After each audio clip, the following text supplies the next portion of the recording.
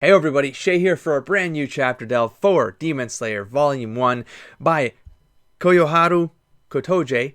Hopefully I got that pretty decently enough. In any case, I got a package in the mail, which I'm going to open to kind of kick this whole thing off. This is part of another series that I basically binge bought to kind of get into manga. It was Demon Slayer first, and then it was My Hero Academia, that whole set, and then it was the box set for Tokyo Ghoul. Now, with Demon Slayer, I actually ended up pre-ordering, I think, the next 4. So when I got up to, I don't know, I'm going to open this up. We'll find out where this is at. I think it's 19. Okay, and it was 19. So there you go. Yeah, I just pre-ordered all of them because it was an awesome deal. It was buy 2, get the 3rd free. So of course I jumped in for as many as I could get, and I just I'm going to get started. And then from there, I was like, to kind of have a vlog kind of record of the journey and whatever I came up with along the way, which one of the things that I came up with was this chapter delve series, which I felt was going to be cool to kind of analyze this media. From my perspective, it's a whole new kind of experience for me. And I'm a big fan of narrative deconstruction and analysis and stuff like that for over 2 decades at this point. And I figured, why not start expanding my horizons? So we got Demon Slayer here, Kimetsu no Yaiba. Because of My Hero Academia, I'm starting to kind of get the language, not understand it, but I mean the pronunciation of the vowels and stuff. It really kind of helped knowing that they're pretty close to Portuguese pronunciation of the vowels. So that really puts me on the correct trajectory. Might not be perfect, but I feel like a little bit more confident in saying the Japanese words. Okay, so we have Demon Slayer, Kimetsu no Yaiba. Let's read that back here, and then let's get right into Volume 1. So in Taisho era Japan, kind-hearted Tenjiro Kamado makes a living selling charcoal, but his peaceful life is shattered when a demon slaughters his entire family. His little sister, Nezuko, is the only survivor, but she has been transformed into a demon herself. Tanjiro sets out on a dangerous journey to find a way to return his sister to normal and destroy the demon who ruined his life. Learning to slay demons won't be easy, and Tanjiro barely knows where to start. The surprise appearance of another boy named Jayu. I always forget if it's a hard G or a soft G. I don't know what the rules are for that. So Jayu or Gayu, who seems to know what's going on, might provide some answers, but only if Tanjiro can stop Gayu. I'm going to say Gayu from killing his sister first. Kotoge. So we have a message here from the author and writer, of course, the mangaka. Learning as I go, I know. They're publishing a graphic novel by me. Thank you. And heartfelt thanks to all the readers, my editors over the years, my assistants, everyone in Jump editorial department, everyone at the printer, and people who designed the book, and the many other people who have offered their help. Well, that's nice. We got a little dinosaur there. Kotoge. Okay, so getting right into it, we got a whole different cover art there. The brother and sister. Okay, here we go. We have 7 chapters in Volume 1. I like the design of this one. It has that, just the background, the subtle flowers there coming through the print of the gray. You know, I don't mind like this stark contrast of white and black and stuff like that. But this one, it just feels softer. It feels like it's even more, it's appropriate even before I kind of know what's going down. By the way, you notice that color right there? I'm starting to pick up the design of the pages of a manga. Quickly, the gutters there on the inside are generally white, but the outside, they bleed. It goes to the bleed, that's what it's called. But the gutters are white because they know this is going to open like this. So I talked about in My Hero Academia, just kind of the art of the panels spilling out, and the gutters of My Hero Academia were a little bit thicker on the inside all the time, but the action tended to spill off the page. You can see just the print is coming off the page right here, off the bleed. That's all the different ink going to the edge, but yeah, the gutters are white. Okay, so let's get right into it. So how did this happen? I'm going to have to relearn some rules here. Well, I mean, the balloons are probably going to be more standard. Like, balloons are going to be balloons as opposed to My Hero Academia that has balloons for every character, and you have to keep track of where the balloons are, in what panel, on what page, because sometimes conversations do carry over on top of other conversations, on top of flashbacks. Anyways, so let's see if this one's a little bit more subtle with its storytelling. There was a point there. I was a big fan of, I'm still a big fan of Japanese horror stories. That's kind of why this became the first thing I bought. I was looking for a Japanese manga to kind of jump into manga, but also I was trying to go in with like what I felt would be the comfort zone, you know. And I'm like, oh, I kind of, because I remember reading short stories, studying them. At one point, I was kind of doing narrative deconstruction on Japanese short stories, ghost stories, and then I even checked, Chinese ghost stories. From there, I went to Russia. I checked some of those out, Africa even, but Japanese, there's something with Japanese horror stories. They're interesting to me. They're very interesting to me. There was a concept I was actually working on. That was a series for a demon hunting samurai. And I'm just going to say it out there because I don't think I'm ever going to do it. It was called Sunya. It was looking good. It looked like it could have been a cool project. This was years ago. I got some concept art done for it, some design work and stuff, because I had read Lone Wolf and Cub like 20 years ago almost at this point. But that always inspired me. The art style in it, the kind of movement of the story, the kind of grounded nature of it, the quiet parts, you know. And I was like, what if you take like that quiet part? And then of course that got me into studying Japanese horror in this short story form, just to see what the pacing was like, what kind of signals do they put out from a storytelling perspective. And I enjoy the subtlety of it. That's kind of what I take away from Japanese horror. It's subtle. The monsters even, they're not that they're horrific, although some of them were. It's that they was very un-Western, and that was, for me, was very invigorating. It was new, and it was a cool feeling to kind of read all these ideas that were fresh again, even though they weren't really fresh, but they were presented in a fresh idea. And so I was like, what if I take that? I take the feeling from a Lone Wolf and Cub sort of thing, the kind of the samurai that becomes Ronin, wandering the land, that kind of thing, but that this particular samurai, theoretically a Ronin, but I was kind of playing with the idea of a samurai and Ronin, and kind of what distinguishes that in this particular narrative that I was kind of creating, this demon slayer, and that he was basically like a samurai for the land, for the 5 elements or something. I kind of forget what I had a whole Bible written up for how I was going to approach this, because I was trying to make it work and trying not to offend, right? Because I had to research everything. I had to understand like enough to make sure I wasn't going to be a Western storyteller mangling Japanese sensibilities, because I wanted to kind of mix the two worlds and do that in a way that was respectful to both. Anyways, I've derailed. Just to give you some context for you to know how I'm approaching Demon Slayer. And I go into the Wikipedia page when I was kind of just learning about all of this, just to see the sales number, and they were crazy. Now, when I picked this up a couple months ago, this was not that big yet. People were like, it's cool, but then I felt like the people were more or less on the fence about it. Not on the fence. There was like, I wouldn't even say half. It wasn't like this overwhelming kind of love for the series, like whereas My Hero Academia, it was everywhere. Then the movie came out a couple weeks ago, whenever it was, and all of a sudden it sounds like this is blowing up. Now, I don't dig too deep because I don't want to spoil myself, but it sounds like it's blowing up. So let's get into it for real this time. Okay, so how did this happen? Chapter 1, Cruelty. Nezuko, don't die. Don't die. I'm going to save you. You can't die. Crying here. Your big brother is definitely going to save you. I've talked about first pages being super important. How long is the first? Oh gosh. Okay, so the first chapter. I wonder if this is standard. So, because My Hero Academia, I remember it being 60 pages. This is 60 pages. Oh, almost 60 pages. So the first 5 or 6 pages are going to be the setup. It's going to be the very important piece of the narrative that is going to set up, I guess, the entire narrative of this volume. But in particular, these 60 pages, it's going to be, these pieces are important. Now, it looks like, unless it's already happened, but I know it hasn't, because I know that the event happens where this thing, maybe that's the flashback and this is the present. Anyways, in any case, she's been hurt. He's the big brother. He feels responsible. He has to save her. So he has that. Yeah, he's taken ownership as a big brother, that responsibility. I love the art. Look at that. Look at the simplicity of the motion of the lines and the clarity of the forms, even though there's so much black going on here. Only a little bit of white for the contrast here on the edge, and then it's like gray tones, but the gray tones themselves, they still stand out like wonderfully on that contrast. Same thing here. This is high contrast, but you're seeing it's got a lot of the patterns themselves is very simple. So blocks of black with some white, just very simple white lines here to indicate flow of the form of the hair, of course. But then you have these like flat patterns here from the outfit itself. You have these patterns. Now that's very reminiscent. I've got a fine art background as well. It's very reminiscent of the flattening effect that would happen in Eastern art, in especially like Oriental art, scrolls, manuscripts, stuff like that. They would have the forms would be wearing clothing, and the clothing itself would flatten the form on the surface. And I took that right away from all the covers here when I was like taking a look at the covers when I was doing the haul. Tanjiro, your face is pitch black. Come here. You don't have to go. It's snowing and it's dangerous. I want us to have a great New Year's feast, so I'll go sell as much charcoal as I can, even if it's just a little. Oh, thank you. Awesome, because I was going to read this for Halloween. I didn't get around to it. Then the whole movie dropped, and I was like, damn it, I should have gone around to it. But now, New Year's. And New Year's is just around the corner. So that's fun. Right away, stark difference. I'm going to have interrupters like this as I go. Welcome. Welcome if you're new here and you're finding this for the first time. If you go back and watch the first My Hero Academia chapter delve, I get very robust into narrative structure and the beats I'm looking for and the page, like I do it by page count to know where I am and know how to analyze what I'm analyzing. But My Hero Academia was a lot of characters. It threw me, like it was just a lot of stuff going on.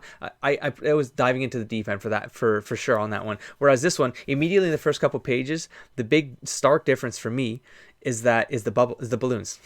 It's the clarity of the balloons. The gutter space is very clean. The line work is very clean. Not that there's like, it's not that it's worse off. Like I can appreciate different kinds of art, you know, but just they just visually simple right away. It looks like it's gonna be way clearer to follow. Tanjiro, are you going to town again today? I want to go too. Wah. I always do that voice with a wah because I always feel like that's exactly how it sounds. No, you can't walk fast like Tanjiro, but Mom, no, he isn't taking the cart today, so he can't pull you when you're tired. Takio, I know you can't do a lot, but cut a little wood today, okay? I will, but I was hoping we'd do it together. So no father in the picture yet, at all, actually, because that looks like the family shot right there. Hurry back, okay? Be careful. Now that's a tropey setup right there. You know something's gonna go wrong. When lines like this happen early in Act 1, you know something's going to go wrong by the person who says those words or all of them in the scene, except the person walking away. I was putting Rokuta to sleep. Good. Wow, there's a lot more children than I thought here. But I heard all the commotion. They've been so lonely since father died. Oh, okay, the father's dead. So they've started clinging to you. See you later. So that's why the responsibility fell on him. He's the older brother, and he's taken over the responsibility of making sure they're all well fed and taken care of. And it's winter, and the winter is symbolically a season of representing death. That's when in storytelling, when it's a winter scene, kind of get you in that mindset. Something's going to go wrong, or something's going to die. Death is going to be involved in the story. That's generally how things go.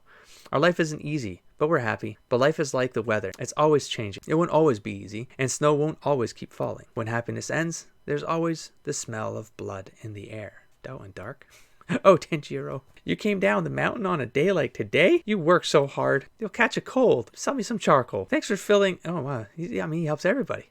Thanks for fixing my shoji drawer the other day. Look at this guy. Sniff, sniff. Now, I know that there's a whole power thing with his smell. He's got like this crazy ability to smell things. It's like a superpower. I smell a cat. A cat. Oh dear. See? I told you it wasn't me. Tanjiro, will you help me carry some bundles? Look at this guy carrying bundles now. Woo, it's getting late. Is he carrying bundles now? Well, he probably ended up helping a bunch of the villagers. That delayed him. Oh, he's going to carry that as a burden. Tanjiro, you aren't going up the mountain, are you? It's too dangerous. I've got a good nose for trouble. I'll be fine. You can stay here. Please, come back. It's all right. You're welcome here. You don't want to run into any demons. That sort of sounds shady. For ages, man-eating demons have roamed these woods after dark. So you shouldn't walk around at night. Eat, then sleep. You can get up and go home early tomorrow. In the first couple pages, like I said, this is the setup. So you got the 1, 2, 3, 4, 5, 6, 7. So we're reaching the end of Act 1. We're getting the final the exposition that we need in an Act 1 right here. So he's a responsible brother. He's taking care of the family. He goes to town. He helps a bunch of people out. It starts getting late. And this dude ends up saying, just stay here. It's safer. You can go in the morning. At the end of Act 1, there's generally in the hero's journey, there's a moment that impacts the hero, and they have to realize that whether they like it or not, they have to accept some journey, some quest. He might not know what the quest is yet, but this scene right here sets up the whole, it's the exposition for, you don't want to run into any demons, do you? So that's the foreshadow, and this is going to be a transition here from an Act 1 to an Act 2 very soon. Can't the demons come in inside houses? Yes, they can, but then why don't they eat everyone? Because demon slayers cut them down. Half rages. Old man Suburo lives alone because he lost his family. He must be lonely. Next time I'll bring my little brothers. There's no need to fear. There's no such thing as demons. The denial. Hero's journey usually has a denial before there's an acceptance. But now that I think of it, my grandmother said the same thing before she died. When happiness ends, there's always the smell of blood in the air. He gets home. He sees a body. Uh-oh. And blood in the air. What happened? Absolute bloodbath. Mother? Takio, Nezuko, Rakuta, all of them dead. Although, one of them seems to be breathing. We know who that's going to be because that's the premise. So huff, huff, huff. And this takes us to the first panel. So it's sort of it gives us a flash forward and then goes back to a present and then catches us up and realigns with the present. This is the journey moment. This is the off into the quest. Now he's got a motivator, or he's going to find it. A motivator here. It's her coming to here. So only Nezuko's body was still warm. Maybe a doctor can save her. How did this happen? A bear? Maybe a bear too hungry to hibernate? So hard to breathe. The air's so cold it's freezing my lungs. Keep going. Move your feet faster. It's still a long way to town. I won't let you die. I have to save you. Your big brother will save you. And that brings us back to the beginning. And then we got, what the? Oh, Jesus. Topple over, tumble, boom, boom, boom. The snow saved me, but it also made me slip. Nezuko, are you all right? Oh, shit. Chomp. A man-eating demon? No, that was impossible. There's the denial again. Nezuko has been human since the day she was born. Yes, dude. Yes. Come on. You can do it. You can get there. Great panel here because there's so much action going on. Great page spread. A lot of panels, but I like the contrast of the black panels here in the background, the white, the stark dialogue boxes popping out. We got a lot of those flat patterns happening here. This just looks like my eyes are just like, because I see all these squares and I'm kind of moving between the squares, but it all just turns into this action going on. And I know the action is just a fight, and maybe the fight itself isn't important, but this is going to be the narrative through line is thinking, I suppose. But this Nezuko smells of blood and death. But Nezuko couldn't have done all that. I found her, fallen over Rakuta, like she was protecting him. She didn't have any blood on her mouth or hands. And there's yet another smell. So that's him, like, he's smelling he's retro smelling here. That's nuts. Well, I mean, it would be on her still, I suppose. But the fact that he can distinguish the differences, whew, whatever the reason, she's growing bigger. Oh, her size actually changes? The hell? All right. And she's getting stronger. While I was safely sleeping in town, something horrible happened to my whole family. How they must have suffered. And I wasn't there to help them. I have to save Nezuko, if I can. But she's so strong. I can't push her away. So even though she's turned, he's in denial, but he's going to come to it. This is the conflict. We're going to reach, I don't know, the middle part very soon here. Something has to turn around very soon before it goes worse. Hold on, Nezuko. Fight it. Fight for your life. Don't turn into a demon. You can do it. And then tears come up in her eyes. So she comes to enough to realize it. And then we have this dude popping up. He grabs her, throws her down. Who is that? New character introduction here.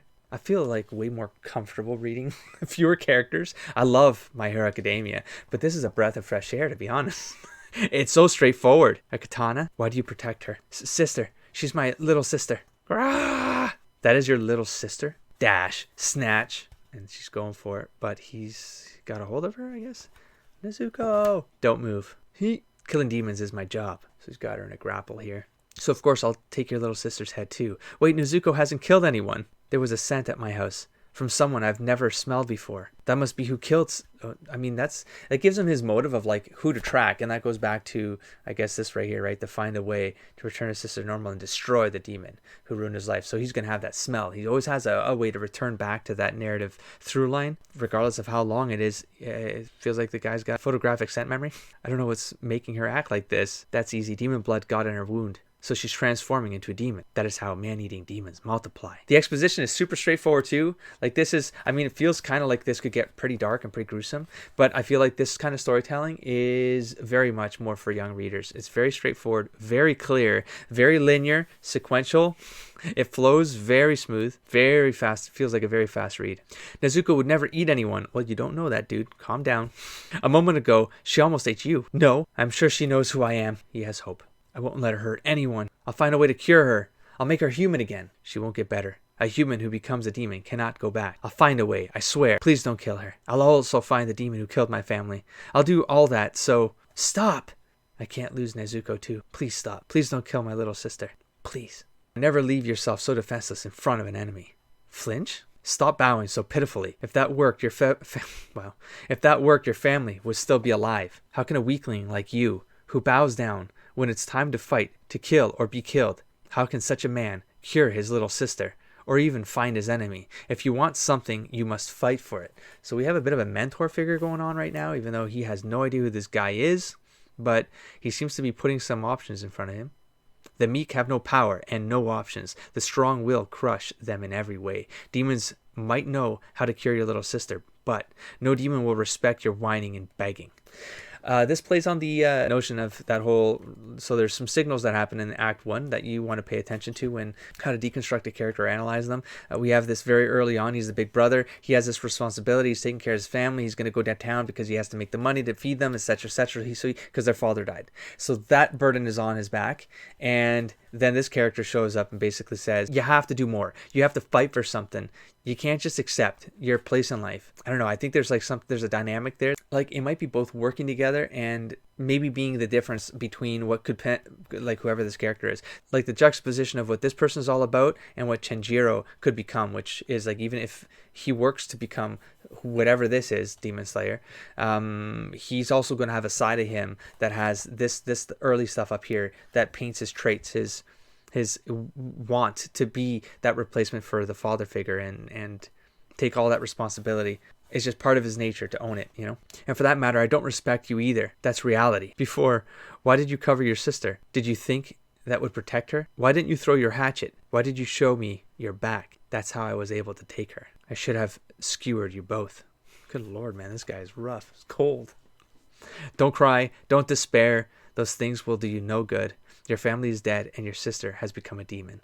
Your heart is crushed. I know your pain. How you must want to cry out. If I'd come half a day sooner, your family might have survived, but there is no turning back time. Fill your heart with anger, strong, pure anger that gives no quarter, anger that becomes the unwavering force that drives your limb. I mean, it's very dramatic there. Weakness and empty promises cannot protect your sister or find her a cure, and they certainly cannot avenge your family. Blade, stab, shink. No! So I think he's provoking him. Did he just throw a rock or a snowball? Snowball fight. Oh no, it's a rock. Clunk. Charge in. A simple head-on attack relying on pure emotion. What a fool. Spin this around. Oh, clunk right in the back. Into the snow you go. And she's coming too. Snaps her out of it just enough. Where's his hatchet? Oh, nice. Pink. Thuck. Gotcha. Just before passing behind the tree, he threw a rock. And while hidden by the tree, he threw his hatchet. He hid his hand so I wouldn't see. He was unarmed. He knew he couldn't win against me, so his plan was to strike me down after I killed him. This kid. And kick? No, I'm too late. She's about to eat him. Nezuko. And not Nezuko. Nezuko would never eat anyone. Wouldn't be the first to say that and then get eaten anyways. Starving demons will kill and eat their own parents and siblings. Curious. Because they need the energy. I've seen it countless times. This girl is injured. It costs her strength. Now, here's something worth, because I was flipping between these narratives. This one's coming from whoever this new person is, but they're also used for Tenjiro. Correct me if I'm wrong. I mean, right here, that's all Tenjiro. So that will make it a little harder when you start doing this inner monologuing with multiple characters and using the same box. That's going to be rough. I mean, you kind of have to assume the context and then keep it up, but it could throw me off a couple times. If this girl is injured, it costs her strength to heal that wound, not to mention the strength it took to transform into a demon. She must be doubly starved right now and must want to eat human flesh as soon as possible. But she's protecting him and focusing her anger on me. Sing. These two may be different. Karate chop. Down you go, sleepy time. I'm sorry I have to leave you, Tenjiro. Take care of Nezuko. I'm sorry I had to leave you, Tenjiro. Sorry I had to leave you, Tenjiro. Black panels, I wonder if that's the same rule as, oh, they're dead. They're dead. And she's the spirit. Damn, okay. So My Hero Academia uses the black panels to kind of do the flashback thing, or the gutters. In this case, this was a afterlife scene. They all dead. And she's saying, take care of Tenjiro. So if he's hearing that or imagining that, I don't know, but nice pattern shot here. I like the art. I don't know, I've heard some comments about the art being kind of weak. I don't see it. I'm really enjoying this art style. The line work is very intentional, is what I would call it. But then you have some texture in the background here to like split off the characters, pop them out. I mean, could it get more dynamic over time? Maybe, but they're good. I mean, I like it. I like the style. You awake? Go see an old man named oh God, new names will mangle me. So here we go. Sakonji Urakaraki, who lives at the foot of Mount Sajiri. I'll go with that. Tell him that Gayu Tomioka. I will mangle it every time until I get used to it. Your sister should be fine because the sun isn't out today, but don't let her into direct sunlight. Away he goes. They go back home. He buries his family. Blank stare from the sister. Let's go. away they go together. And to know it, there you go, we're done. That went really quick. 60 pages. These 60 pages went a lot quicker than the 60 pages of My Hero Academia. I'll tell you that much. I think it's like I've already talked about it. Very straightforward, sequential narrative going between, you know, who's talking, you know, the actions going on. It's very clear. It's very simple. I don't say that disparagingly either. Sometimes that's just good. It's nice and subtle. It's got its moments. I have nothing to complain about, and I love this. I love this art. I'm sorry, but I mean, if people have I don't understand. I love it.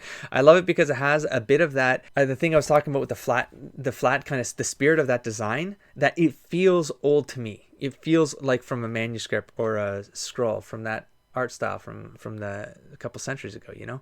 That's what it feels like to me, and so I really appreciate it. I like the flat pattern, the flattening that this creates in the pattern. Same thing here, you get a pattern that flattens it. Simple line work, again, like the scarf, like it's just to show where the motion's at. Even the hair, very simple white lines in the black to show the motion, the flow of the hair. And the black, again, all of this is just pitch black, but just a faint white line to show where the edges are, so you can see what the form is, but it flattens it at the same time. I love the cleanness of it all. Look at that page. This whole thing, like it just boom, just put flat pattern, right? But then you have these forms of faces. You have the form pop out, the shade here and the highlight, just enough to pop them out, pop the form out of the faces, but then flatten everything else.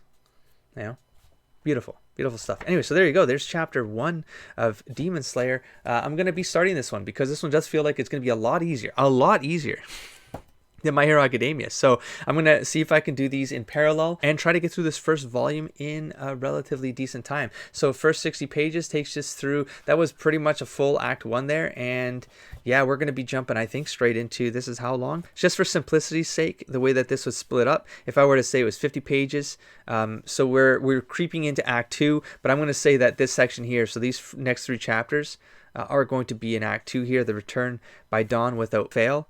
Tanjiro's journal part 1 and 2. I think that, yeah, these 3 feel like it's going to be the journey, the getting to know character. So we're going to get some other character introductions. The one that appeared, he's obviously a vital part. He was introduced in act 1. Going into act 2, he gave him a name of someone for Tanjiro to go look for. So that's going to be the journey. They're going to go off into the journey together to find out how to fulfill the quest. The quest is to save his sister, to take out the demon who killed his family. So finding out what that all means, and I think he's going to find out here in these journals. And then these right here, act 3 future speculation is going to be putting this piece together. So at the beginning we have our premise, the journey, finding the quest for Tanjiro and possibly the sister. I'm not sure yet. Yeah, I don't have enough to say whether or not she's like her own character with her own like motivations and stuff like that. From my perspective right now, she's motivating his story, and so we'll see what that means. She's like a vital part. She's basically, her existing in the story is basically all to service what his story is right now.